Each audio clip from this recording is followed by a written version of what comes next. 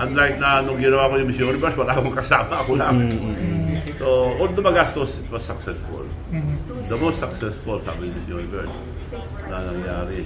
Kasi ang Miss Universe, pag ginawa nila, nakakulong lang sa isang hotel. Masihal. Kaya takot sila may mangyari, maging international issue.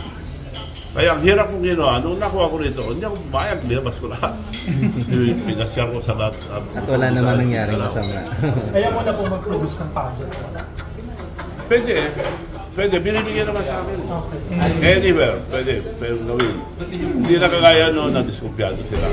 Kaya nga, pag ikaw gumawa, mas isa mo gawin, magbigay pa kami ng discount, wala nang down payment.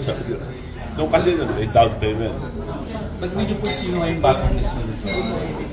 Hindi naman kailangan dahil binibigay sa akin. Anytime. Pag-ayaw niyo po po din. Sakit ang ulo eh. Ano ba yung pera niyo dati? Hindi naman, pero hindi yun ang ano. Pagka ako hawak, sakit ang ulo yan. Siyempre, kung marami mga ganda, sakit ang ulo din eh. Hindi nabalik na po ba yung pera? Hindi ko na nabawi, pero bawi dahil maganda sa Pilipinas, sa pumunta Pilipinas. So, eventually, pag maraming tourists, lahat ng mga negosyo naman, yun ang maganda kasi kagaya sa amin, I am concentrated on tourists dahil we came into Ocosour. We are one of the poorest and the most notorious before.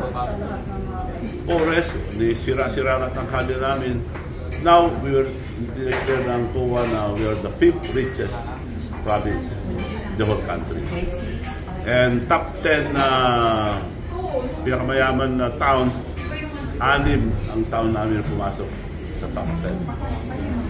So, ganun nag-improve siya. Ayaw kong mawala doon, kaya kailangan tutukan namin yung tourism. Ang tourism industry kasi, maganda yung domino effect eh. Kung dadami tourist, dadami gagastos, dadami kakain, dadami magtatanim. Domino effect niya.